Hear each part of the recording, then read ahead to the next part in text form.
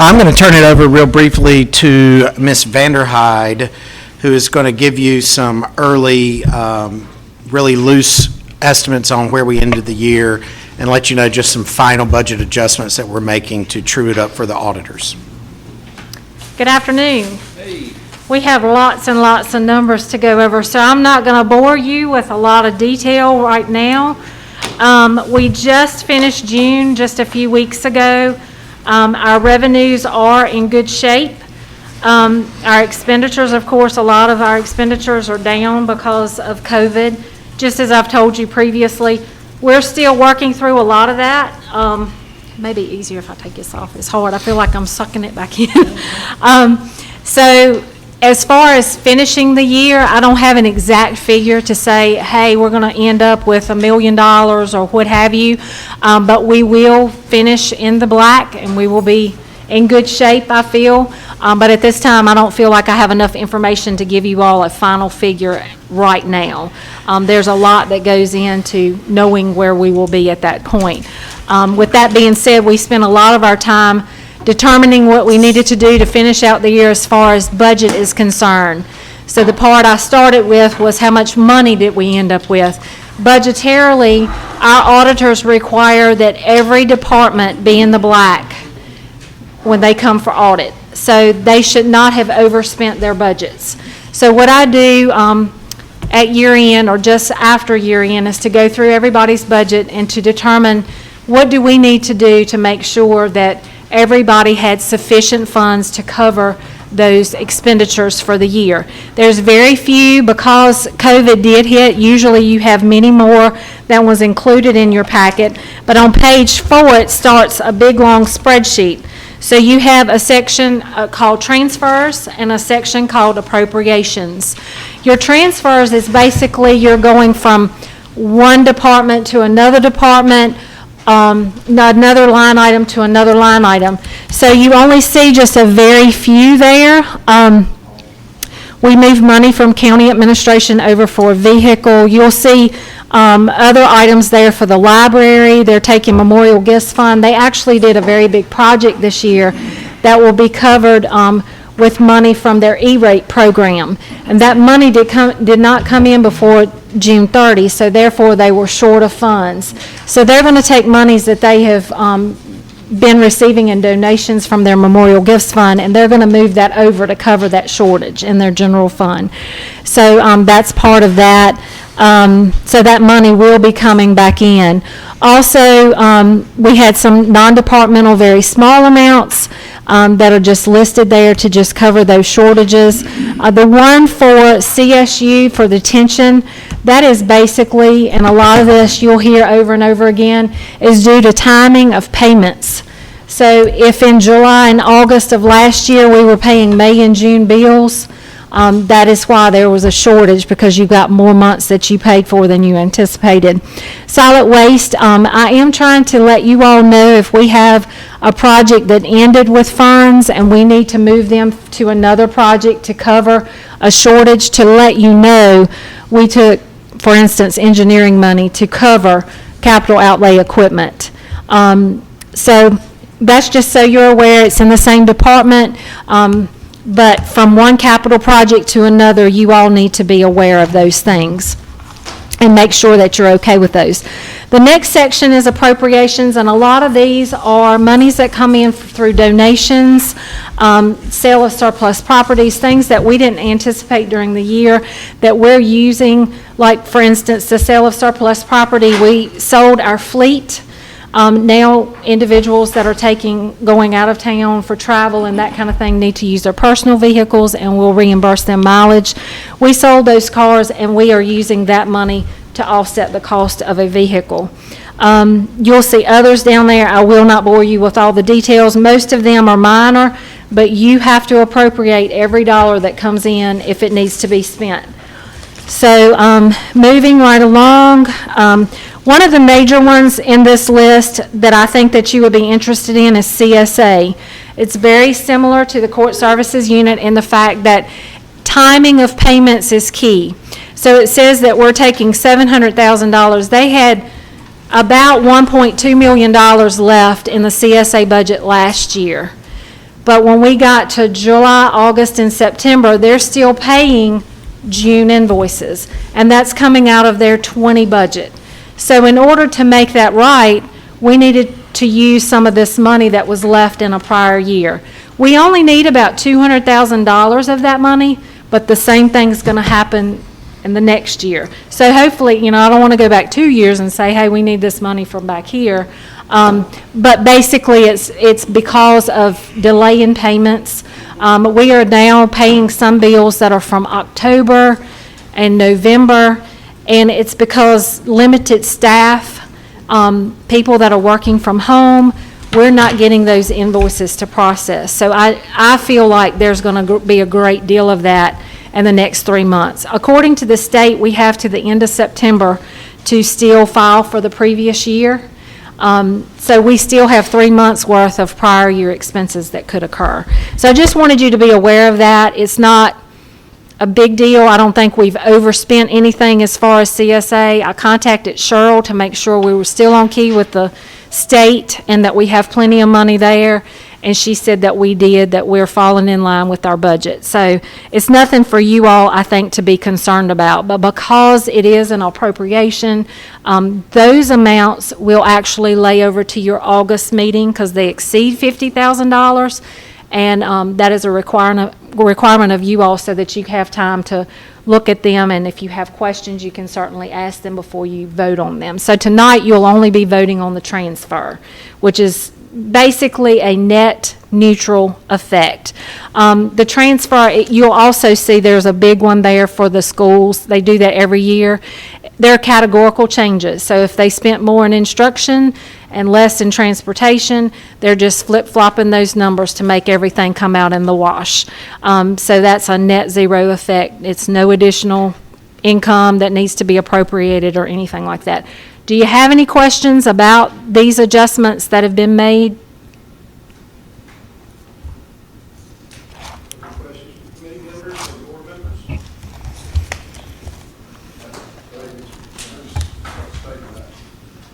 I went through it all, I haven't done it multiple years, I grasped it, understand it, and I thought the article in the paper was really good. I know in some Friday updates, you send us out information. I would just respectfully ask the finance department, when they know they've been interviewed like that, to kind of give the board a heads up so we can Sure. review the information, be prepared to answer citizens' questions when we're asked. Right. I thought the article was excellent.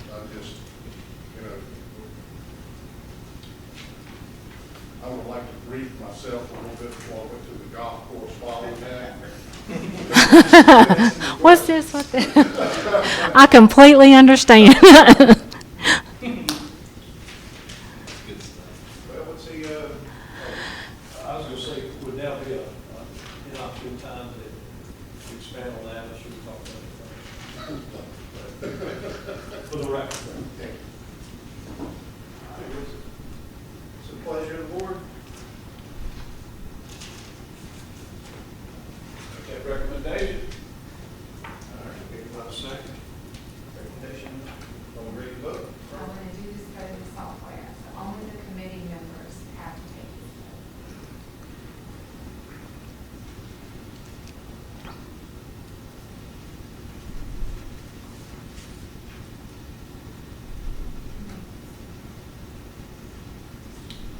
Mr. Ingram.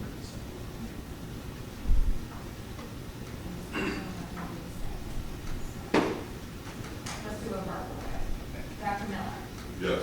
Mr. Davis? Yes. Mr. Ingram? Yes. Mr. Spears? Yes.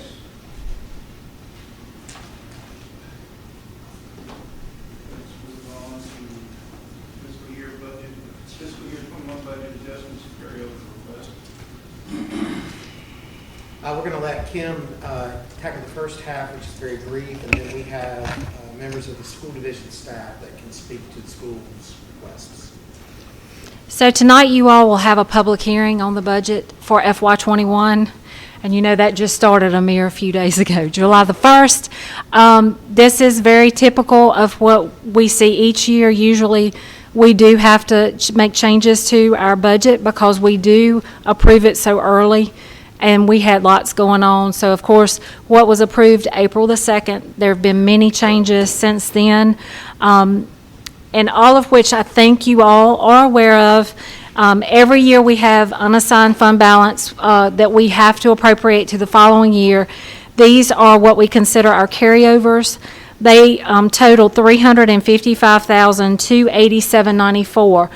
Most of that cost is in the $230,000 that we are carrying over for sheriff's cars into next year's budget.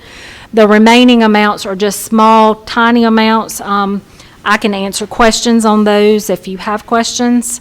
The general fund revenues, there were changes, and we went over those back a couple of months ago of the things that we knew were going to happen. There is a list of those. None of that changed from what we originally spoke about previously. A major expense that we had that we weren't aware of is our Virginia retirement system rate changed, and so it went from 9.37 up to 12.06% on our salary figure. So we're looking at about $295,000 cost there. So a lot of our additional revenues that we are looking at is going to cover that expense. In this proposal, there's also $756,000 of grant funds, which is phenomenal. And you can see there's a list there of those. We made some changes also to our landfill fund to the tune of $1,282,527.92. These are just some of the items that I wanted to highlight. I know the schools are here to go over their amounts that they're requesting. I would like to point out that this does include our PCSA water and sewer revenue and expense that the PCSA board approved at their June meeting. And so that just needs to be added into our budget as well. So you're looking at about $10 million worth of increase. But it wasn't very hard to figure out where those monies needed to go. For the most part, whatever revenue we had an expense to go with it. So with that, I'll open it up if you have questions for me.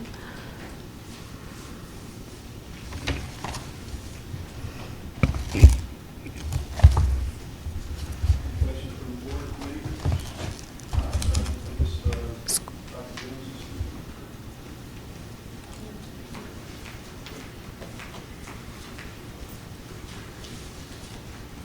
Good afternoon. Good afternoon. Thank you. So I'm going to talk to you about our carryover and our budget amendment for next year. So you have in your packets a revenue, expenditure, and fund balance report, and that pretty much breaks down our carryover for June 30, 2020. If you look at the first 11 items in that list, they are all program-specific revenues. They either came from a local grant source or they were state funds, and they are for whatever project is listed there. So you've got numerous grants, community foundation, some things for PCTC, electric buses, the STEM Academy grant, we still have some money there, the Virginia preschool program, PALS, just to mention a few, and then textbooks. So they are all very normal year-end carryovers that we have every year. The next four items are maintenance projects, and I did list three out separately because they were large projects, and that is the drain field and wastewater expansion at Kentuck, replacing a chiller at Tunstall Middle, and the roof project, which is just about finished, I think, now at Stony Mill Elementary. Mr. Smitherman thought you would want a little bit of detail on the ongoing maintenance projects, the $314,000. So we did send a separate letter that detailed that.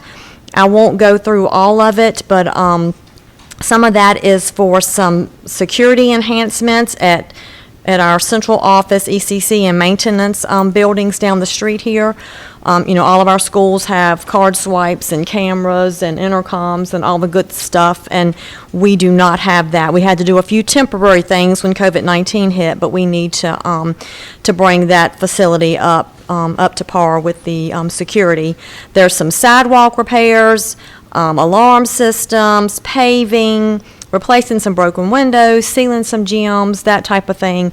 These are projects that we started before year end, but they were not finished, so obviously we could not pay for those until they finished the project. And then I think the last big item is our $1.59, almost $1.6 million carryover we just labeled it COVID-19 expenditures. And what that is savings that we had within our operating budget. And when I say savings, I'm talking about electricity. We had almost $300,000 savings in electricity because when we closed down, we went on summer schedule. We cut off the air in the buildings, only where people were working. We had savings in fuel, obviously, from transportation. We had significant savings in substitutes. So all of these add up. We also had some savings in staff vacancies, because if we had like a long-term sub in a vacant spot, when they ended, they don't have a contract like our teachers do. So, we had savings there. And we also, thankfully, had a mild winter, so we had some pretty significant savings in heating fuel as well. And, when schools were closed on March the 16th, like everybody else, we had no idea what that was going to look like, and we halted all spending, only necessary spending at that time. We did not know what our revenues would look like for fiscal year 20, but I am happy to say that they all came in as budgeted, honestly. We really did not see any loss in sales tax revenue or lottery funds for fiscal year 20. Now, what fiscal year 21 is going to look like in that respect, I don't know. We have received our sales tax revenue for July, and when you compare it to last July, it's only down about $50,000, so it seems like right now, sales are still holding steady.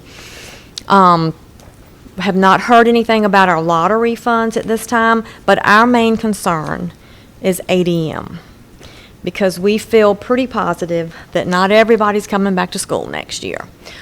We are working very hard with our school population. We have virtual learning through Pittsylvania County Schools that our staff has been working on all summer.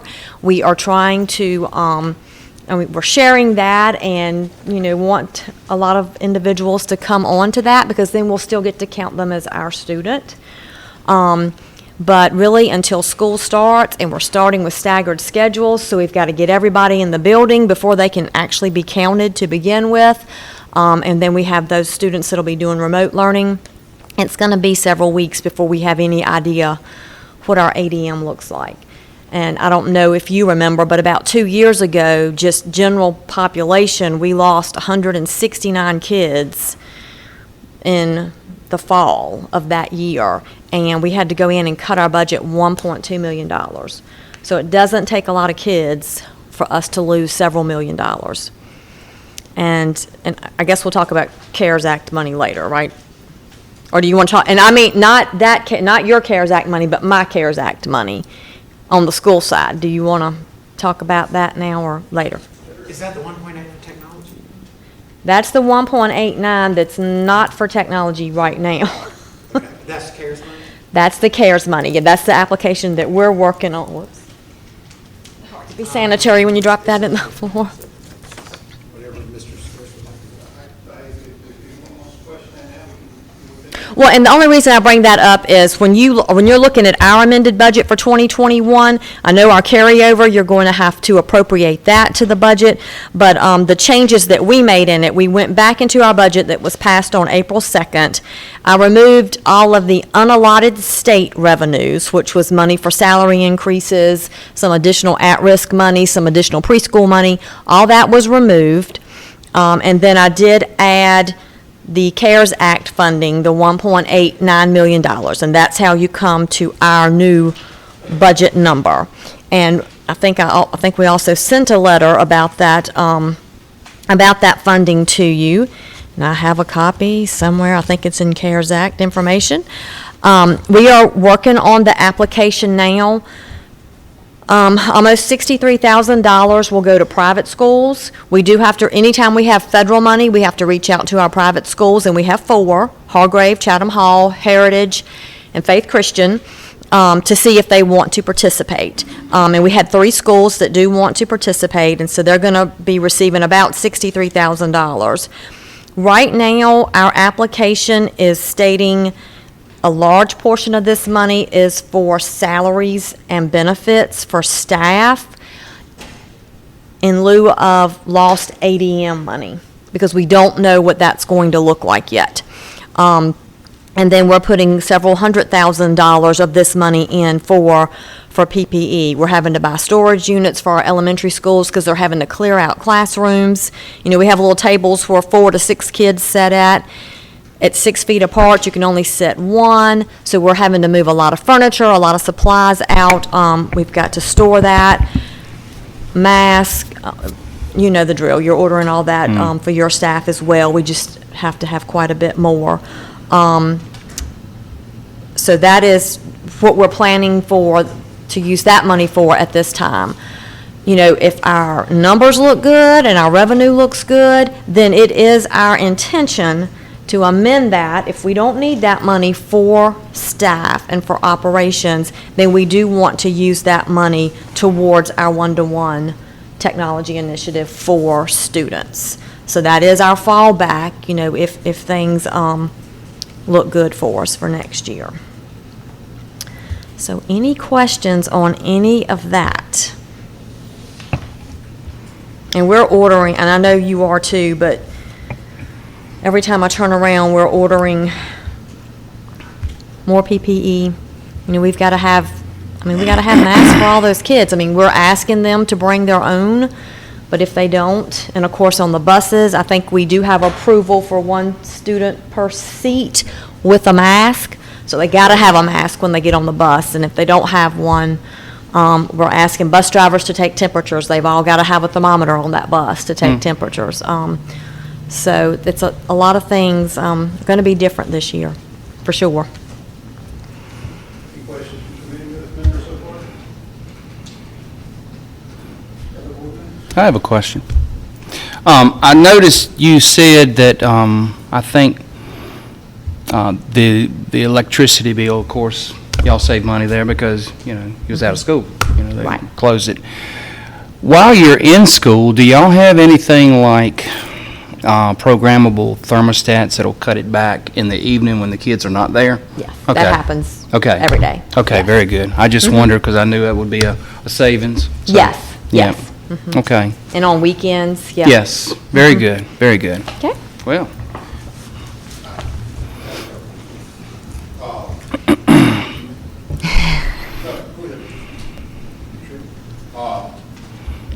I noticed Ms. Vanderhyde just told us, Ms. Worley, that our number was affected by $290,000 when the VRS changed.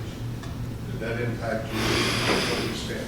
It did. We had, our increase was just right at 1% for this upcoming year, and the cost effect to us outside of the new revenue was $435,000. Well, I knew y'all had such a large Yes, payroll.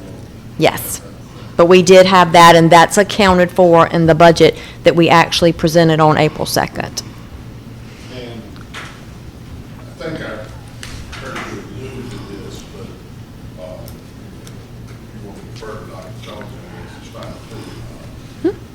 I know that in the budget that we did for the school system last year, we put that extra money in order to help get you to the final stage of the raises. Just kind of like a general feel. Know where we stand? Well, yeah, and kind of how, what the board's attitude is about, completing that task, because, Yes. it's important to certainly to those employees and to the morale of those employees. Absolutely. You know, the budget that was presented to us by the General Assembly was, I called it Christmas in July is what we were going to have. And it was, we still have that last third of that study to implement. Plus, we still owe every employee that worked 2019 fiscal year and 2020 fiscal year their step of service. And we were going to be able to do all of that July 1. Okay? So, once COVID hit and things were closed, we lost money from the state. We decided that the best thing to do at this time is to hold firm. So there were no raises given July 1. We still do have some new money in next year's budget just based on, benchmark changes, different things through the state. If our ADM holds up, we are still looking at about a little over $1 million, just new income that it's in our budget, and you'll see that we've put that in the contingency category. We would love to be able, if that comes to fruition, to go ahead and start working on that this fiscal year. But right now, until we know what ADM looks like, and that is still number one priority for our board, is to finish implementing the study, to provide those steps to our employees, because, we've got this nice new schedule, but it hasn't had a cost of living put on it since it was implemented in 2017. So it's already old. We can't get to it, but it's already old. Well, that's kind of what I wanted to hear. That was certainly the top priority. Yes, and we've been discussing it in the finance department because it's going to be a bear. Contract pay changing in the middle of the year, if that were to happen, it'll be a nightmare. But, it is certainly at the forefront of everybody's mind that we want to do what we can when we're able. That's good. I thought the newspaper did a really good job, I thought, Dr. Jones, in your article, because anybody that looks at the information that you provided that certainly went out to everyone, if you just looked at transportation cost, if you didn't understand how it works, it reflected that there was minimal savings in transportation. And actually, it was more savings than the $55,000. The way that works at the end of the year, what was left in transportation was just what we carried over specifically for transportation. There was some more money in transportation, but it actually got moved down into the COVID-19 expenditure category, which is all setting in instruction, which is where, our main carryover lays. I think we just need to say that for the public so that they understood. And also, your fuel savings is on a different line item than your transportation costs.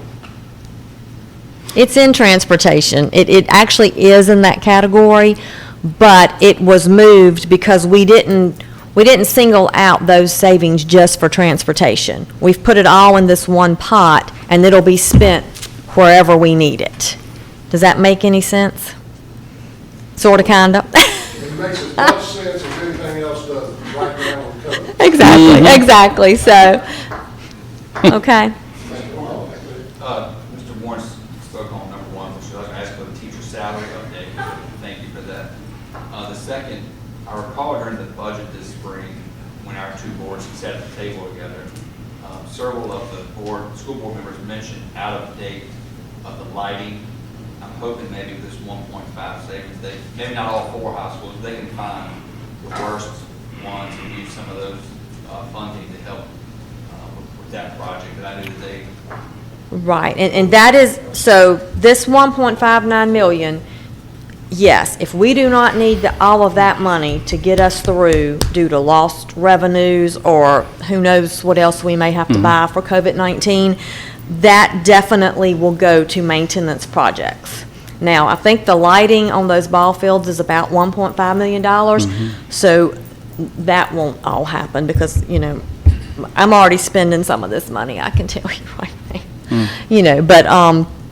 But yes, it will go to maintenance projects for sure.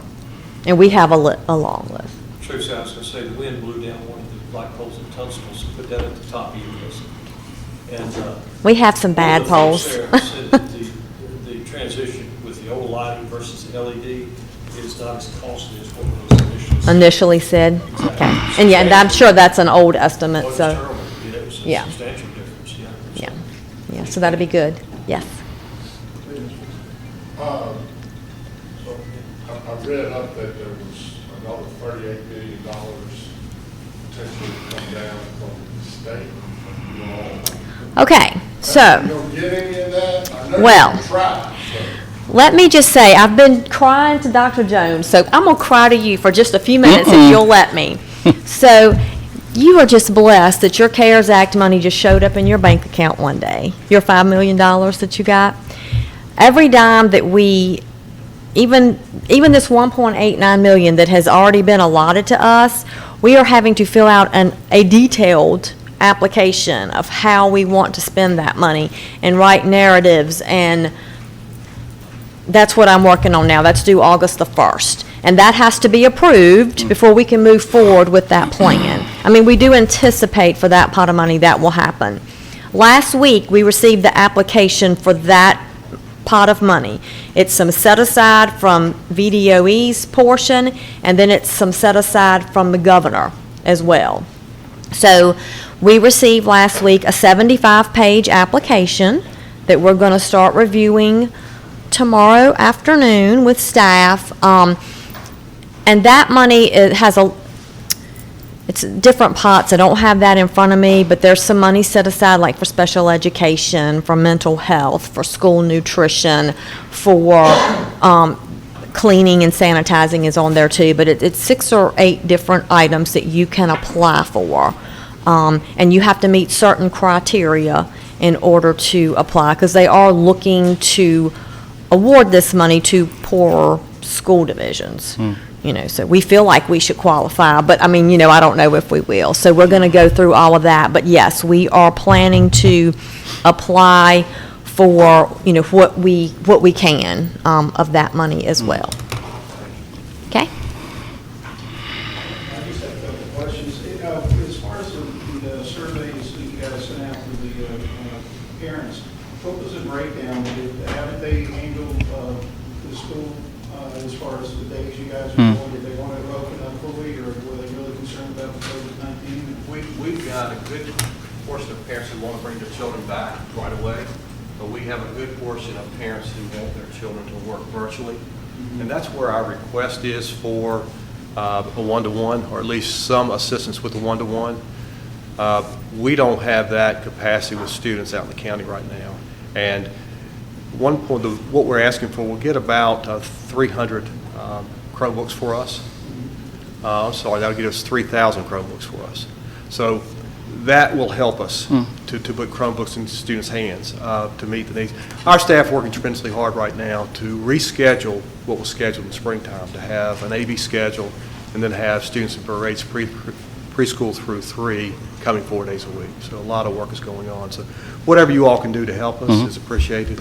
And again, the money that will not be spent on getting kids back in school this year, we will work on either using that for capital projects, or at some point we'll return that to you all at the end of the school year. So we appreciate it. Well, have you got any indication from the state, whether the Department of Education or the governor's office, on how this special assembly might affect the budget for you guys? Have you got any indication from anyone? Yeah, we've been in conference with the state superintendent every week since this has taken place, and I asked this morning of him about ADM. Would they allow us to use last year's ADM for this year? And he said no. That's the thought right now. Now that has to take legislative action. So when they come back in August, that would surely help us. So whatever you all can do there, that would help us with state revenues. We get about over $6,000 per child in state revenues. That would surely help us. I guess that's really my concern, because they've already told us that they had a $250 million shortfall in tax revenues, and I just read that the employment funds are going to be about $750 million short this year too, so I don't know how they're going to adjust everything. I'm kind of worried about what's going to happen in August. Well, and I agree too. It's very uncertain right now. And looking at concerns across the different groups of people that we work with, there are a lot of concerns about coming back. But, you know, the governor says we can open. And so, you know, we're going to open on the 20th right now. And a lot of work, again, I go back, a lot of work is taking place over the summer to prepare us for that. I was going to ask you, you know, these children that are going to be virtually working from home, what kind of problem is it high-speed internet, lack of. Oh, very much so, Is it? very much so. You know, we've And it- got, yeah. Go ahead, go Well, ahead. we've got some kids who live in the Mount Hermon area, whatever, it's pretty nice. I mean, pretty good. Westover area, very nice. But you get out in the county, yeah, it's spotty at best. Yeah, Spotty at best, yeah, that's a problem. So with a laptop, what we can do is we can actually download it to a jump drive, and they Sure. can take it home and use that. If not, then they take home paper packets. Okay. And that's it's hard, because parents have got to teach the children. that's paper exactly packets. right. Not- Yeah, you've done it. Thank you, right. appreciate that. Yeah, Dr. Jones, that was sort of where I was headed. The pot of money that Tracy was talking about to make sure that you guys can get the Chromebooks, is that already approved? Is it something your board is going to approve, something we need to do? That's something we're requesting from you all. You all have about $5-something million in Okay. CARES Act. We're requesting a piece of that for Chromebooks. 1-point-something million. Yes, sir. And you need 3,000, is that right? I think that pays for 3,000 Chromebooks, yes, sir. And that'll do, we have about 8,100, 8,200 children, so that'll do about a third of them. more than a I don't third. know about the other board members, but I've had a lot of teachers tell me the importance of having those for their children. So, thank you. Yeah, right now, what we're going to have to do is if we don't get the Chromebooks, some way we're going to need to provide something for parents or students. We have Chromebooks in our schools right now that we use for testing, and we'll probably end up loaning those out. A lot of times those get lost, those types of things. We're going to be loaning them out. We have to test this year, so we're going to have to figure out how we're going to test children virtually online in our schools and loan those out at the same time. And don't think we can do that. So that's the reason why we're asking. Just a quick question. I don't think I have an issue with the capital improvement funds you want to pass through, but I'm really weary about what this General Assembly is going to do in August. Would you be accepting if we, that 1.599, we kind of allocate it for you guys, we kind of hold it back and for emergency? I'm just looking at what might could happen in August, and we may have to do some drastic measures. Would be all right if we allow you to come back and ask whatever you need, those extra funds, and just kind of hold that at the county at this point until we get through this August. What comes General back, Assembly. yeah. Makes I'm sense. personally really concerned about what we're going to do with even our budget once they get done. So would that be all right with you, Dr. Jones, if we did it that way, instead of allocating the whole thing to the school board at this point, just holding that money off to the side, and then if you have something critical that needs to be addressed, we can come back and ask us for that money until we get through this August. I'm going to kind of look behind me and say, what does that mean for us? Well, right now, so our CARES Act money, the 1.89 million, that is reimbursement based only. I'm just So- talking about the 1.59. I know you are, but I'm just saying, even though the 1.8 is in our budget, we don't have that money. Right. And we won't have it until we can start asking for reimbursement. And we won't be able to ask for reimbursement until we know what our ADM looks like, in case we can change that up and use that money also towards maybe some to shift Chromebooks. around. Great So day. really, as far as a pot of money to start the year with all these additional expenditures that we're gonna have, the 1.59 is that pot of money for us right now to purchase the things that we need. And I mean, we've already Yeah, purchased we purchased. several Yes. $100,000 worth of items, honestly. So, So is that a cash flow issue or an appropriation issue? appropriation, I guess. Because if it's cash flow, I mean, we could appropriate and send over the roughly $3 million of capital money, or however much that was, I'm sorry. And they could use that for cash flow until their cash starts flowing again and pick up the capital stuff once normalcy. I'm trying to figure out how to split the baby and leave the 1.69 or 1.59 million in the Board of Supervisors contingency fund, and basically monthly, if necessary, kick off some of that as the needs occur. I'm trying to figure out a way to satisfy both interests. For me, I'm okay if we can have enough funds that she can operate the 3 million if it's a cash flow issue. I do see some merits, some good merits in Mr. Scarce's recommendation from the standpoint we had some uncertainties. The uncertainties being the ADM and this 38 million is lingering out there. you know, as long as we're gonna put this $1.5 million, $5.9 million, $1.59 in a contingency fund lockbox that's earmarked for the school system, provided they have the capital needs or whatever their needs are, it's gonna flow down. And, I mean, we all know we're in a crazy time right now because we have all these things, you know. I tell you, ours, that money could be tied to staff, Yeah, just to keep staff employed. yeah. All we We're, is giving you the money Yeah. up front, right. but as it flows through, Yep. it can be different. And if you don't need the 1.5, whether you have to give it back, it'll just be in your contingency. That's what I heard you say, right? That's what I was saying. Mhm. So I hear Dr. Jones saying not enough cash to keep, or not enough appropriation to keep people employed, Mm. which is fundamentally a Commonwealth problem. I'm having a really difficult time thinking about Well, you not being able to pay your staff because That's- the that's the- Commonwealth's cutting back. Would that be directly related to ADM? ADM. You know, you I can take, see that. you could take 500 kids, you don't know. We don't know who's going to show back up And right the now. 500 kids are not going to be Oh, in a pot, They're not. so that they're going to all be at Grafton, so we can reduce the staff at Grafton. They're going to be spread out all over the county. So you could lose 2 kids per classroom. That's not going to mean you need 1 less teacher. yeah. That's the problem. And we faced that with the 169. But, you know, the 1.5, just to make that clear, I mean, because that's carryover money, that is one-time money. So we would not tie that money to any type of ongoing expenditure. Right, it'll just be capital. Okay. Get us through. Right. But And it see, is that's- definitely possible that we're gonna have to tie our CARES Act money to ongoing expenditures, you know, if our ADM is down. You know, that is a definite And possibility. you may, I mean, I could see if ADM was down enough, that you might even have to use your 1.5. for that Exactly. purpose. And Just to get through the It year. could happen COVID being over. over and coming and back. life coming back to normal. I think what Mr. Scarce and then what Mr. Smith was piggybacking on is just the fact that we hold it in one hand versus the other.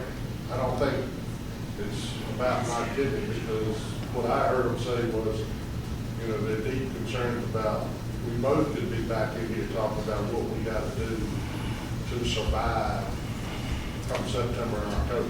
I think we have a better feel.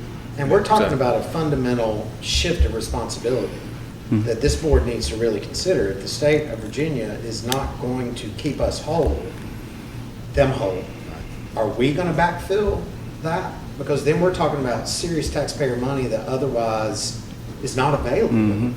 It has to be reappropriated from somewhere to come up with But- ongoing changes. But that allows us a year to adjust. See, ADM, we can adjust.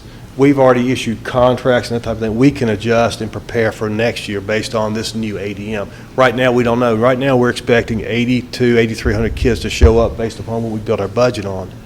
We don't know. But we need something to pay our staff for this year. I tell you another thing that Dr. Jones has intimated to me, and that is that his association, School Boards Association, are working hard to keep those ADM numbers basically, keep a floor. And if there's anything that we can do, whether it's just a letter or resolution, calling our legislators to support their cause, you know, it's a big deal financially to us. Yes. That's where I was going next. I think tonight, our board meeting and authorize a resolution to be sent to our representatives. Nice. Our senators and our House representatives advocating for School. ADM to be used from last year, not the current, in order to keep them whole. Because they desperately they need a good ADM. And following that, we probably ought to get on the horn and start making some calls to some other folks. Can I make that motion? If ADM shows up, that helps us. Maybe when we get to the business. Right. Well, we found out that, Not September, you certify? we'll find out when the legislator comes back in August. I think, if they vote on it, if they bring it on the agenda. We need to be in Richmond in August. So, Thank you. from my comfort level, if we can work the cash flow part like Mr. President described, so you got budgets, while you get the flood from the 1.8 or whatever, can we hold it in the county, the 1.5, and make you and Kim will work through that? And when you have capital needs, I guess they just send over their capital need, you present it to the board, and we move on. Yeah, we do this every month Yeah. if necessary. Can you work with that? I'm asking for my comfort level. I can work with that. That's not how I prefer it, I will say. I'm not gonna say, because I mean, I think we're very good stewards of our money, and we don't intend on spending this in any way other than Salaries. COVID-19. Or if that does not happen, then with your permission, we would like to move it over to capital, because you know what our capital list looks like. Got me So- a roof down in Twin Springs. That's a new school compared to the others, but you are exactly right. You also need some other things in Twin Springs, so you are exactly right, so. Well, I think the need there, I think Mr. Scared, the finance chairman, is being a good steward for the overall county, looking at it from the standpoint of, there's so much uncertainty with our finances, with the ATM, with the other 38,000. You all work with us on this. It helps our comfort level. That's why I live. As long as you don't turn me down.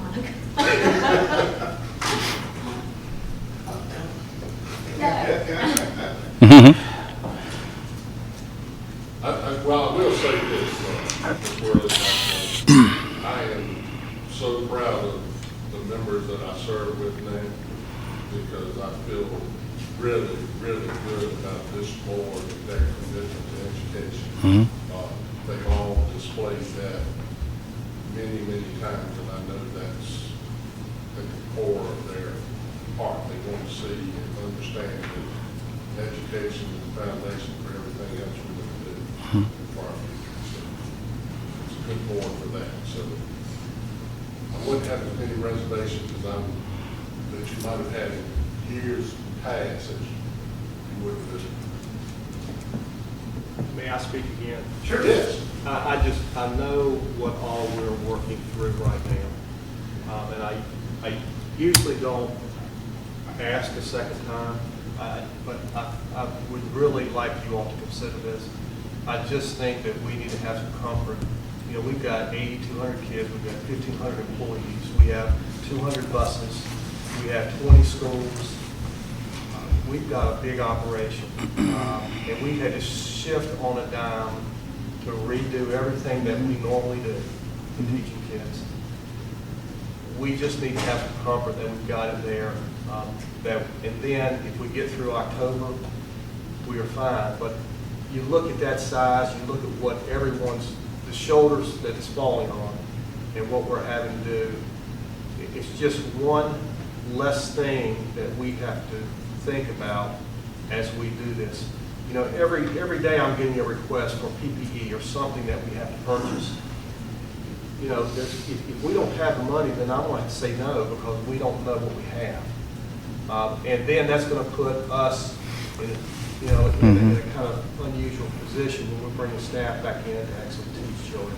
This is just very unusual, and I just would respectfully ask you all to think about that if you would.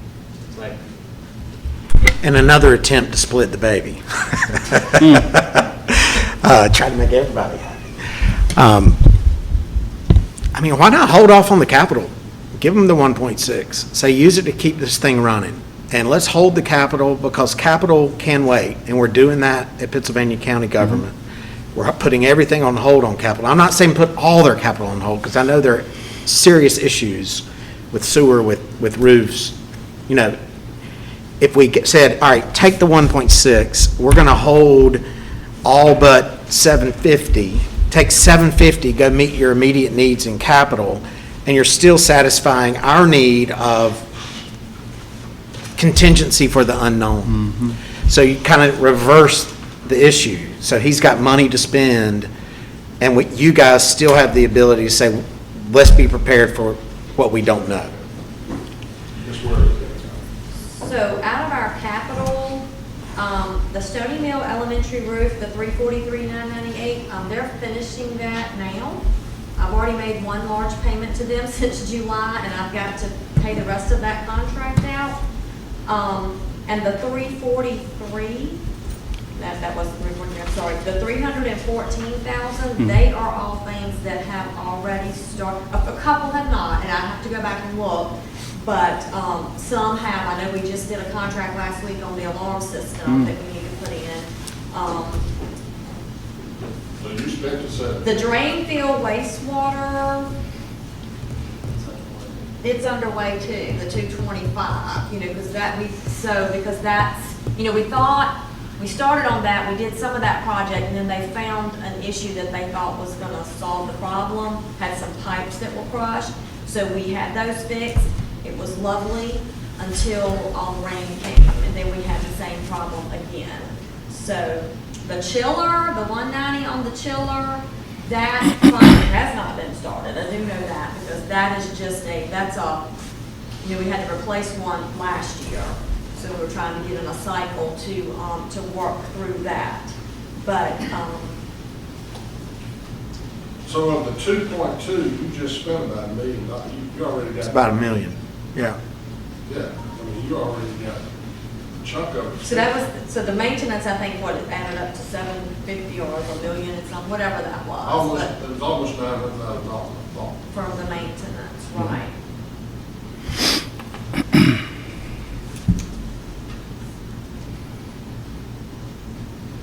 And that roof and the wastewater and drain field expansion, they weren't things that could wait. Like I said, the chiller, it's still working right now, so it can wait. And really, I would have to get with Mr. Hudson on the other $314,000. It's probably a couple of little things in there. But I would imagine they're paving already at several locations. We have some car-sized potholes at some of these schools, so. Well, when we look at the capital improvement, the capital expenditure needs, it was astronomical. Yes, it was. I get it.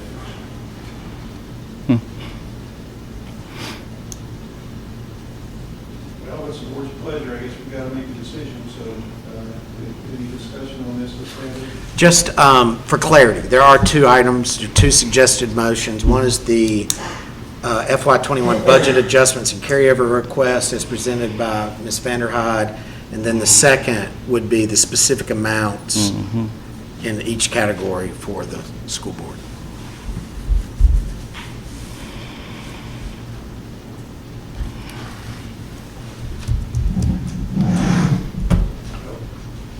Well, let me just say, Ms. Worley and Dr. Jones, I want to make sure that we kind of clear up that we never questioned whether you guys knew how to handle money. So I don't ever want you to think that, ever, not while I'm here. But we never felt that way. So I would appreciate you banishing that point. The second thing is this, is that some of this is kind of over my head, because I'm not a numbers cruncher. I'm a history major. So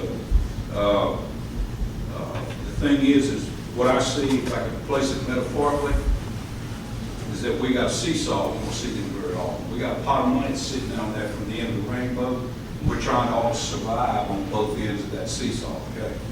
So I'm looking from the staff, as well as Mr. Warren and Mr. Scares, put in a good motion to where we need to go based on, if that's possible with that metaphor, the best that we can put in motion to handle them as well as create our own survival as well due to the COVID.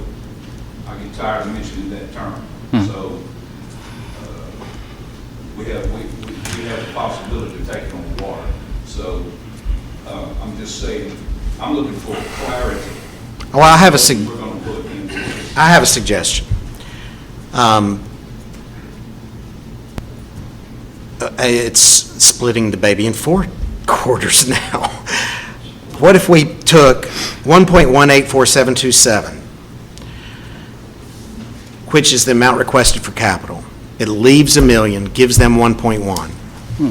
1.184727 to immediate capital needs, and $1 million of the 1.599 for immediate operational needs, which still reserves 1.6 million in your contingency.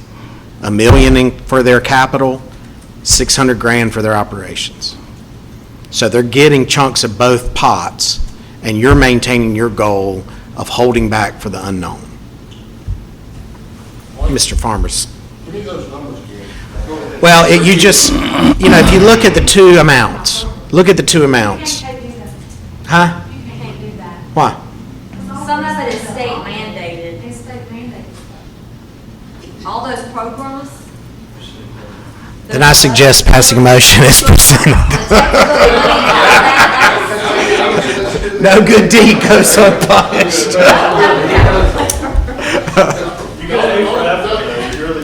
Look, what I heard Dr. Jones say in this work is that they're in a tough spot. And just to get clarity from you, Dr. Jones, is if we adopt this motion as presented and send it all down the pipe, that you will continue to be the good stewards that you normally do. And if there's some left at the end of this rainbow that we don't know about, then there's potential that you come back to the county, and then you come back and ask for it again. Because that's what you do. Because you always going to have to Which ask for you, it. well, exactly.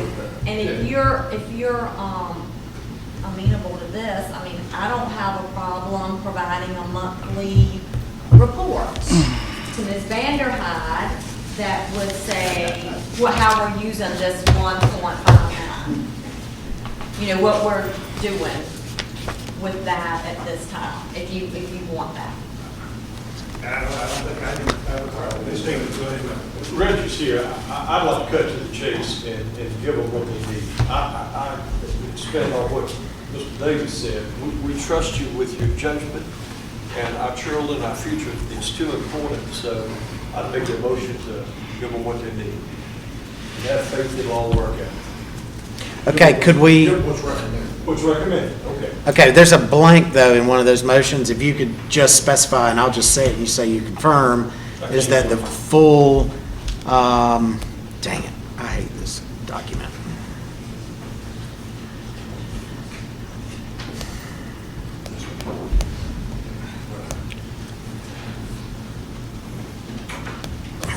So Mr. Ingram is saying to approve all carryovers as presented by Ms. Vanderhyde and the full amount requested by the school board. Absolutely. That's my motion. Have a motion, do we have a second? I'm going to second the motion. Let me say one other thing, though. From Dr. Jones, I've seen him for the last 5 years present his case continuously. And today, I've seen his demeanor change, his facial expression, and it's a certain amount of fear and survival mode that he's got split between his two halves there. And I'm going to say this, is that we're not going to let you sink, because if you sink, we're going to sink. So I'm seconding the motion. I just want you to know that we're behind you. In fact, you should know that. So I should be preaching to the choir. You've seen our track record. So anyway, I second the motion on this thing. Now, we have a second and a motion. I just also want to, as far as discussion goes, I don't have any problems with you and Dr. Jones and Ms. Worley. I'm concerned, my heartache is going to be with the General Assembly in August. He's running the state at this point. And that's where I'm afraid of what's going to happen to us as a county. So We are too. It had nothing to do with your management of the school system or how great a job you guys are doing. And to me, I'm just concerned with what the state's going to do. So I want to make sure that we at least hash it out a little bit before we fully implemented these carryovers. I guess roll call vote on this. Dr. Miller? Mr. Davis? Yes. Mr. Ingram? Yes. Mr. Scares? Yes. All right, let's move on.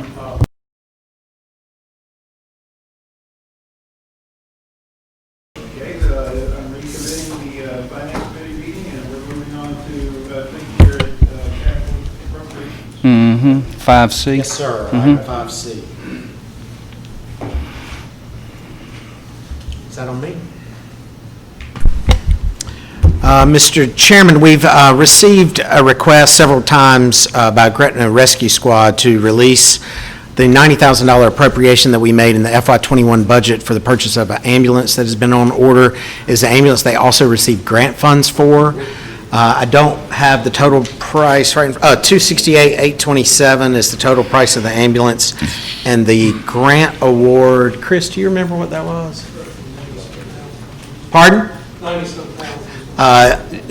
So they bought down this ambulance by another $90,000+ on grant, and then our $90,000 would be added to that purchase. As you know, all of our capital funds are currently frozen. We're not spending any money in the general fund for capital reasons, save a few, like the Sheriff's Department vehicles, which we all know about. We, after reviewing the list, which is provided in your packet of all the capital improvements that are planned for FY21, we do not see a reason to unfreeze those items. However, we do agree that the Gretna ambulance is priority, it's under contract, it's a known need, and we should make those funds available so they can finish that purchase. One of the items that we've discussed, so we definitely recommend releasing those $90,000 of funds, but leaving a freeze on the rest of our capital items. This is the first opportunity we've had to effectuate your desire to have a capital improvement memorandum of agreement or understanding with each of our volunteer agencies about the ownership of these vehicles. And, you know, our goal is to at least pay for half of these vehicles going forward. Until that time, you know, the best we can ask for is a pro rata share of the vehicle. So if it's a $300,000 vehicle and we put in 100, we should have title, in air quotes, to 1/3 of that purchase price. We have also talked about, we would like to be first in line if they desire to dispose of one of these vehicles. We've had a couple sold out from under us that we needed, that we couldn't get to. We would like the right of first refusal on those items. And we would like to pre-negotiate the purchase price of that at the conclusion of the useful life of that item. Mr. Hunt has authored a memorandum of agreement that adheres to each of those priorities that you've stated in the past, most recently, I believe, at our retreat back in June. So what we're asking for you this evening is to continue the capital freeze, however, allow Gretna Rescue Squad to receive its $90,000 appropriation upon execution of the appropriate memorandum of agreement as authored by the attorney. That's pitched out there for your conversation. Mr. Hunt or myself can certainly answer any questions you have. I got a question. I think 640 is closing down, is that correct? Yes, sir. Discussed that? Yes. I was told that they got two fairly new ambulance life-saving crew. What are they going to do with those? We don't know the exact answer, but we have made known our desire to be the recipient of Okay. at least one of those, as well as our desire, if they can afford to pay for it, to staff that ambulance as a quick response Okay. vehicle in that district. I know that they are also talking to Gretna Rescue Squad Okay. and others, but they know and they desire that all apparatus and resources be kept in this county for county taxpayer Very good. use. Very good. Yeah, I was just thinking about the fire department here in Gretna. I wonder if that would help them on their side, so. I'm sure it would help if they end up taking over that area. However, you know, the horse is well out of the barn on this Right. ambulance. Mhm. Any other discussion, committee members? Any other board members? All right, when I was the board, I will support this. Yep. I'll entertain a motion. I make a motion. Motion second, roll call. Dr. Miller? Yes. Mr. Davis? Yes. Mr. Ingram? Yes. Mr. Scares? Yes. Thank you, guys. All right, moving on to D, I believe, 5D, Coronavirus relief? Yes, sir. This is the Coronavirus Relief Fund application review. This is the first time the Finance Committee has had this brought to them. We have been handling administratively all requests under $100,000 to date.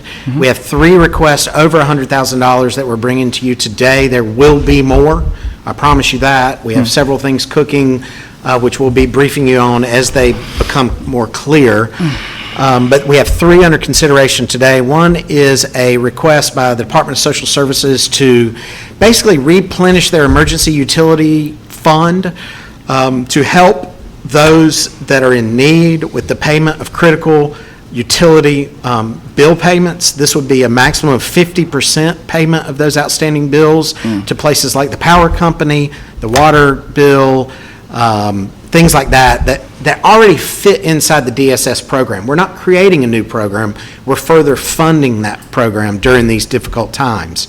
We recommend approval of that $100,000. However, we would stipulate that we release that in $20,000 tranches, just so we can keep an eye on that money. And if it doesn't look like it's going to be spent by the end of this, we know that we can claw it back and repurpose it. Item 2 is $800,000 for 3 ambulances. We are trying, first of all, we're trying to find ambulances.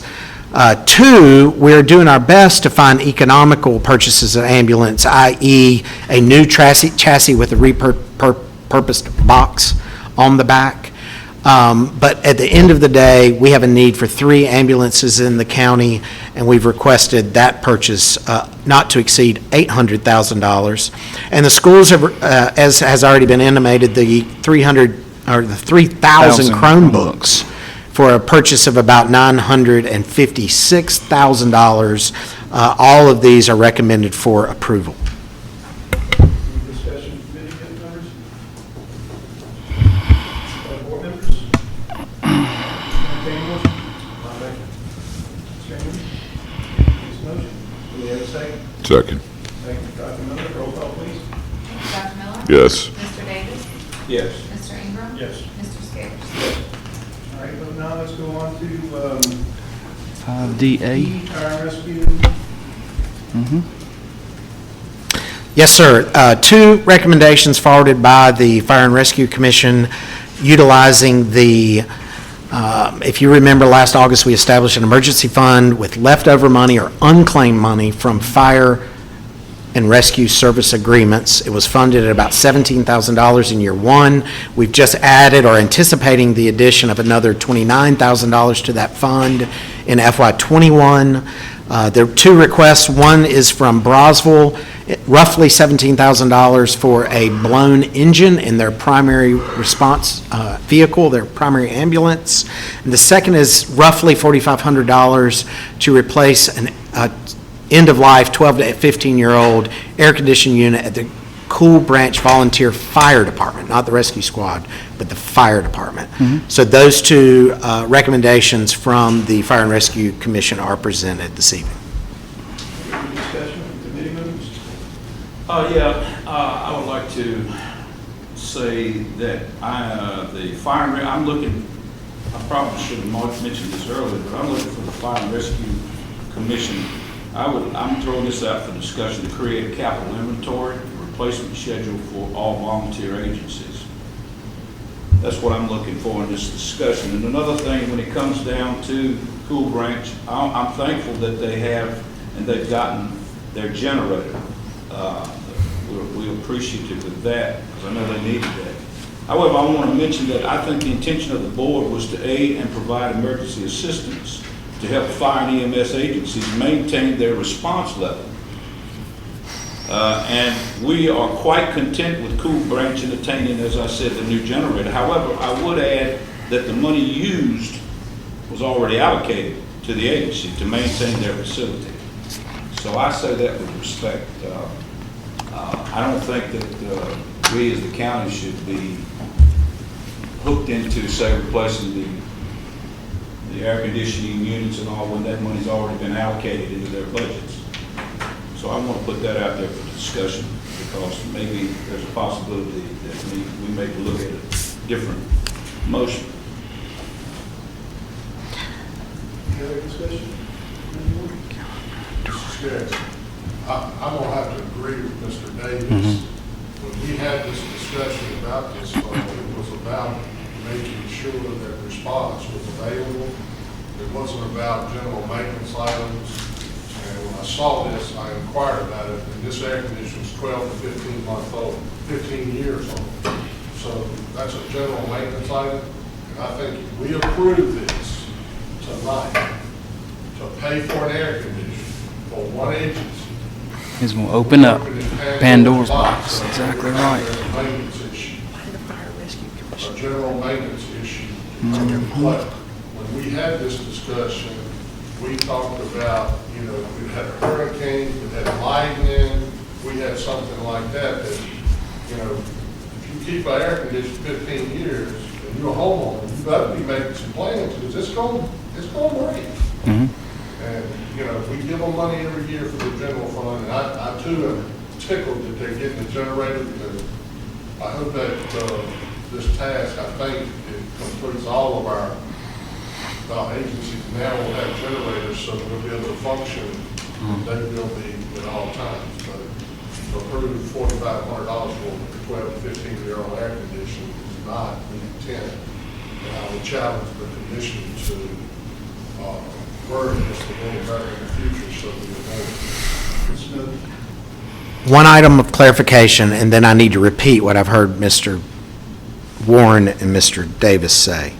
First of all, the cap on the award, and Chris just texted me and reminded me, you're not awarding $17,000. You're awarding $4,000 toward 17 and $4,000 toward 4,500. So that's, cap is 4,000. So point of clarity there. The second thing I heard from Mr. Davis was get a handle on a capital inventory.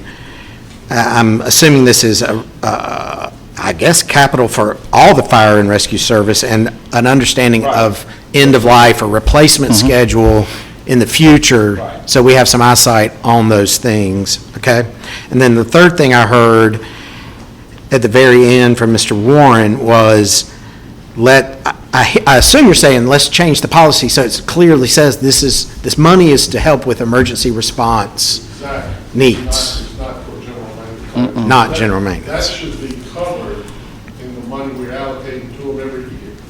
I mean, that's the purpose of those funds, is to help them with operational costs, which operational costs will include maintenance on air conditioners and replacement. You've got a plan. Understood. I will say there is another Brosville fire station hasn't been submitted yet, but just to give the committee a little more insight, their engine, they just have to do a lot of work on their engine as well, and I'm sure they're going to be submitting that. So just, there's other needs out there that I think are more pressing when you've got ambulances that are getting this much repair. Make sure we put a closer handle on what we dictate money goes out for as well. I agree. Back to this, is there a KC unit, is still using the old Freon that's been outlawed for some time? To me, that sounds like R12. not an upkeep issue more so than an emergency. So that's my opinion. If we're ready to move on, any other discussion from anyone? I have one question. Mr. Slim, why would this be a recommendation?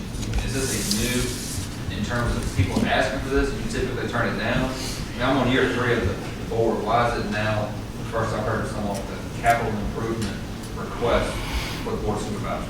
Because last year, this group in last August approved this policy as is, and nobody's applied for it yet. It's the first time somebody's applied. Okay. So that's why, it'd come up and no one else has come forward to even ask for monies yet, the first time. So, I was contacted just for clarity of the board too by 3 members of the commission. Tim Duffer, Brian Fox, and Keith Groves, that everything was going on that night so quickly that they voted in haste. Didn't think this fell under the guise of emergency. Another clarification, I think I said Roswell, dispatchers Hall, fire department, they have ambulance engine on, so they're going to eventually be, and I think I said Roswell, the dispatchers Hall. We wrote things in, if you remember, a year ago. We adopted it. And all the good intentions from the first draft got out. It needs to be tightened, truly. So that's why Well, I'll have to agree that, you know, if we start doing this and there's going to be hands stuck in your face by every time you turn around with something other than response. So that's the way I feel about it. I'll entertain a motion. I'll make that motion. The motion is Okay, yeah. Well, he just, So I'll, I did have one thing. I'll put it in the It was Brosville that had the engine blown. Right, I misspoke. Bachelor's Hall also just recently, they haven't submitted yet. I just want you to be aware that that's another possible cost that we're going to have from this. We need to get a tree that grows cash. Yeah. One of the lower paid fire departments, and they really don't have a lot of money. and the good news is the fund's working because we just added to it. You know, we've set aside how it gets funded. It's going to have 29,000 more money in it, so we're going to be able to help people, so it's working. So, and I'm not putting words in Mr. Davis's mouth, I'm repeating what I think I heard him say, which is approval of the $4,000 request by Brosville, disapproval of the $4,000 request from Cool Branch Fire, request of the Fire and Rescue Commission that they complete a capital inventory and a replacement schedule for all capital items, and that we modify the emergency fund policy to specify that it is only for emergency needs that are preventing adequate emergency response. Yeah. well, you did a good job on that. I wrote it down. The thing that I do believe in putting for the fire and rescue capital inventory and all is that we're just not leaving cold turkey. I mean, we're fitting the budget anyway, but still we're going to put something like some shoebox money out. Yeah, it definitely gives us better eyesight. What other things that come into place? It's called fiscal responsibility and planning for contingencies. That's the way I see it, and I'm glad we've got staff and a board that's thinking in that direction, because I don't like to be a reactionary. I like action. Okay? And so that's the way I see this. And Sam, I put that was in the motion. I make that motion right there. Okay, we have a motion, do we have a second? I'll second. Any discussion? All right, I guess, roll call up. Yeah, just to clarify, the engine that Brosville asking for is 19,000. Same thing. That's right. they only get 4 of them. Counts 4. Gotcha. Roll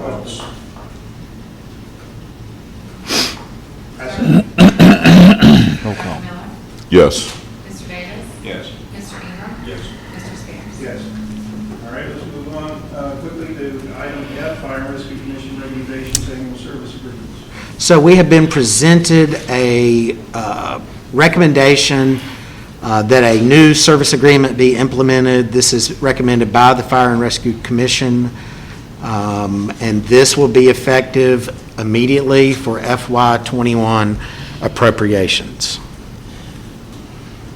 Any discussion from committee members? Any other board members? All right, I'll entertain a motion. Oh, I did want to tell you about a couple things. We did have some suggestions. First of all, they did a great job. Absolutely everything to me is in line. However, we are working because of CRF to do some enhancements for our volunteer system, particularly with their training records and their reporting software. Right now, we have numerous reporting softwares, and reports have a lot to do with how much money you can claim. It has a lot to do with your maintenance and all these other things, and everyone uses different things. So we're applying, Chris, as of today, is going to apply for CRF money to have a standard reporting system for everyone in the county, as well as, and it's a very common program, EOC. ESO, and as well as a training module. And the training module is to not only keep records of what everybody's training on, but also to provide training. So they will be able to do training virtually. And when they do it, it will automatically update their training records, and we'll have everything taken care of without having 23 separate units keeping up with training records. We respectfully request that part of the service agreement going forward is that if we move into those two software platforms, that they agree to use them. Both platforms, I understand, are widely accepted by everyone. Some of them are already using this stuff, but for those that can't afford it, we want to buy it for them. And what we don't want to do is buy it for them and them not use it. So the request is training and record keeping be part of the annual service agreement. Records, training records, and fire and response records. That is our request. No discussion, I'll entertain a motion. So move. Second, Miller. Second. Second by Mr. Davis. Roll call, please. All right, Dr. Miller? Yes. Mr. Davis? Yes. Mr. Ingram? Yes. Mr. Scarrow? Yes. If I may, on that same item, I'm sorry, but this is really very germane to the service agreement item. 640's gone out of business. We had an appropriation in our budget for 640 that will not be used. There's also was an appropriation for Mount Cross that went out of EMS. Transport, not their fire, but the transport side. First responder. And they're not going to do first responder, or that? Gotcha. So they're losing some money. So we've got capacity in our payments to the volunteer services. There's two ways we can handle that extra money. There's probably 9 departments, roughly, that are affected by these 2 departments going out of business. 7 departments affected. So we can do the old, where's Mike Taylor? Hey, Mike, we can do the old comp board sprinkle method and share a little with those 7. Or, which, to me becomes more important because of what we're hearing this evening, you could fund your emergency fund with that money, because that's where we're getting that money anyways, from unclaimed service agreement money. So it's roughly $30,000, is that about right?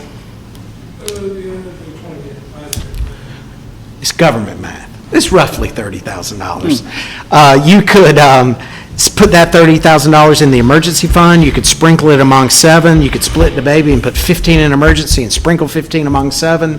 But we have that capacity, and we thought we'd ask you if you'd like to do anything about it. Any discussion on that? I learned the lesson about the fire rescue commission, so why don't we let them make a recommendation? That might be a good idea, because I know that the fire departments that are picking up the slack are probably going to ask for the money, and I would rather. You might want to tell them about the meeting, or anyway, go ahead. At the request of Fire Commission, have the leadership of that would advocate for the emergency fund. If you all got a printout of the packet this time that shows the breakdown of money going to various agencies, and when you look at that breakdown, we took a template that was established really by no true matrix. So there's some questions there. I think if we got it in an emergency fund, then it gives the commission the opportunity to say, here's a great need, we should do this, and send it down to us for approval. I think sprinkling $30,000 out to 7 people may not make a great impact, but for some of our smaller agencies, if they have a major catastrophe. It's a big deal for them. And needed some help, we would have it there. And not to say the 7, if they have a big need, you can give it back to them. And one thing we need to remember as a board to keep in the back of our minds. When you pick up service area and calls, you pick up insurance capabilities. So there will be some revenue Reimbursement. generated. And then those numbers will also help you in the future with how funds are dispersed throughout the county, because I've got confidence in Mr. Slim and our fire commission that they're going to establish a matrix to help us determine how the funds are broken down in the future, so that everybody's adequately taken care of. Certainly, we would never want to be in a situation where we reduce anybody, but there may be some that needs a little higher percentage than some others as we go forward. So that's a conversation for a different day. Mr. Scarce, very respectfully, and it was outside of your knowledge, the meeting we had with the vice chair and the chair of the commission was really also about not narrowing the scope, but keeping the scope of the Fire and Rescue Commission as intended. And as you know, from all the meetings we've been at, the conversations come from a myriad of places, yet in our ordinance, there are only 3 things that commission is supposed to be weighing in on, and it's strategy, it's coordination, and it is budgeting. So I don't know if sending down to them how to deal with a finance issue is really what, quite frankly, Mr. Fox wants us to do.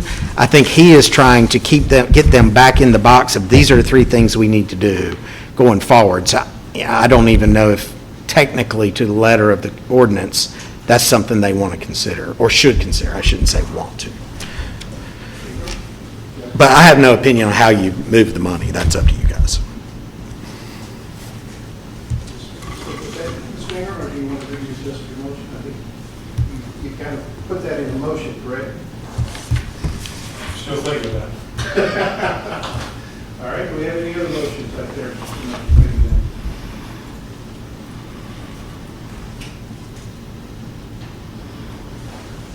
Do we want to table it? Well, in my opinion, I think there's too many options to choose from that you presented. I counted 5, I got that. I think we need to, I mean, you don't have to do anything with it. We can just let it sit. I prefer to just let it sit right now until we come up with a plan such as how you're going to allocate it, who's going to allow to be responsible for it. If it's already earmarked for fire and EMS, I think there's a possibility that they may want to weigh in on it. And I agree with Mr. Bingham on that. Why don't we wait for a staff recommendation like from the Public Safety Director and then, come back and look at this again? And I think that's a good idea because we still don't know what's going to happen to 640, and we may need some resources to help out down there. So if it's okay with you, we'll just bring it back to the next finance meeting. Okay, sounds good. Let's move on. 5G, Rick. Let's see if I can find it. Fire and rescue.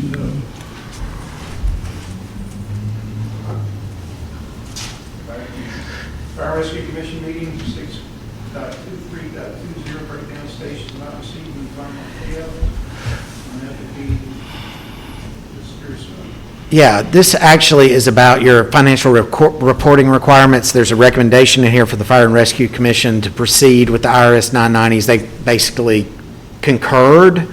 However, we have been trying to get the 990s in. We're going to public websites to get that. We've reported the best information we have, but we understand that we don't have all that have been done. So we think we just need to send a letter directly to each agency saying, this is the new requirement, here's your new service agreement, we're ready to cut you your first check, just please get your IRS 990 into us before X date. There's less than 10, Chris, that we don't have. The numbers come down tremendously. It's not many, but we just wanted to make sure it was okay with you guys that we communicate in that method. and get the documents in. Are they holding out intentionally? Or? No. Okay. No, because we have never, Mr. Dudley just asked if there was any reason they were holding out, and I think the biggest reason is we have not formally communicated to them that that's what we want. Okay. So we should do that. And this- I'll just jump in, this is a way to be accountable. Mhm. to citizens, Absolutely. Also, the IRS, if they could lose their charity Yes. classification, these forms are not submitted every year, so I think it's important that we hold our departments accountable to do this, and I do too. it does fall back on us, ultimately on accountability anyway. Mm-hmm. Well, I really like the idea of you all reaching out to them and letting them know that theirs is not showing up on the IRS site. One, it's important to them, but two, it's professional courtesy before we start saying somebody hadn't Sure. given a, hadn't filed one to check, see if it's Mhm. an IRS problem, not their problem. Believe it or not, the IRS does make some mistakes. Any other comments from any members or anyone else on that? This includes the audit as well, is that correct? Would you send it back to the departments? Well, we're not really asking for audits if they turn in the 990s, correct? No, we're still going to do two. Issue. Yeah, that's a separate issue. Yeah, that's not included in That that. was my question, whether or not they would know that it would be part of this, that it would be possibly called. I think Mr. Ingram brings up a good point, because we haven't officially told them that either. So we probably should send them a letter saying, we adopted this ordinance that says you got to do this. We adopted this policy that says we're going to do 2 random a year, and we've done your service agreement, and as soon as you get us your IRS 990, we're ready to cut a check. Yeah. So it's basically 3 items in the letter. Put it out, vote against it, by the way. That's right. Entertain a motion in that respect. So we're going to amend the motion? So the motion would be that we send a letter to each agency informing them of the financial reporting requirements, including the annual audits to be drawn at random, and that all 2018 IRS 990 forms must be received prior to the first payment under FY21 service agreement. I'll make that motion, Mr. Ingram. Next motion. I'll second. Second, Mr. Davis, roll call, please. Dr. Miller? Yes. Mr. Davis? Yes. Mr. Ingram? Yes. Mr. Scares? Yes. All right, let's go quickly to H, we're running out of time. Sheriff longevity base salary adjustment, this is an important one. Yes, sir. Several members of the board requested that I put together the information contained herein regarding Sheriff Taylor's service as a deputy prior to being elected sheriff. He served 32 years and 11 months. If he were still a deputy and took it and was granted the provisions of the pay and classification study that was just adopted, Mr. Taylor would be eligible for 2 tenure-based salary adjustments, one on July 1st, 2020, and an additional one on July 1st, 2021. Each is based upon a 0.25% of salary for every year of service in each of those periods. So that would mean effective retroactive to July 1, Mr. Taylor would receive a 8.25% salary increase, and again, on July 1, 2021, 8.25% salary increase. Discussion from committee. That's quick. There a second? Well, I'm going to second it, but I want to have some discussion. All right, let's have some discussion. Go ahead. I appreciate the board members that came up and brought that idea up. I don't know exactly who it was, but nevertheless. But the second thing is this, Sheriff, I'm going to give you a break today. You said that you were going to dance. I don't want you to do the Chuck Berry dance. I just want you to do the wave, okay? Because this is for you, and this has been coming, and I'm glad that somebody was ahead of the game on this. So anyway, you still owe me on that. Okay. I did second. Any other comments? Well, I personally would just like to say, I appreciate that we've been able to reward our sheriff's department as opposed to condemning or trying to cut funding or anything else that's going across America. I appreciate everything your department does and appreciate the job you're doing, Sheriff. So I have no problems pushing this through immediately. Roll call, please. Okay, Dr. Miller? Yes. Mr. Davis? Yes. Mr. Ingram? Yes. Mr. Scares? Yes. All right, let's go on to finance. Wow, we're almost done. Reassessment comparison, so Andrew? I'm going to try to cut to the chase on this for you. We wanted to show you what your anticipated reassessment cost is vis-a-vis the previous one. As you know, we are employing a different company to do this, as well as different technology. We have budgeted, we believe the total cost, all right, I'm totally ran out, Kim. What's the total cost? I can't find it on here. $602,000 versus $919 in the previous reassessment for a savings of 316. almost, well, $318,000, $316,873. That's your net savings on this reassessment versus the last one. The good news is the biggest chunk of that, which is more than half, is budgeted right now. So that means we've got 2 more fiscal years to come up with the other portion of this, and that is an achievable goal compared to where we might have been in previous years. As you know, you set aside money in previous years to help. We used $250,000 of that in the FY21 budget, so we budgeted something around $475 roughly for reassessment in the current year, which means we're way over halfway to being whole in this reassessment. So just wanted to pass along that bit of good decision-making and good news for our finances. Thank you, sir. Okay, let's move on to matters for committee business. Anything? All right, I guess we're ready to go into closed session. I need We're going to remove this. we're going to move this. Okay, well, we will adjourn.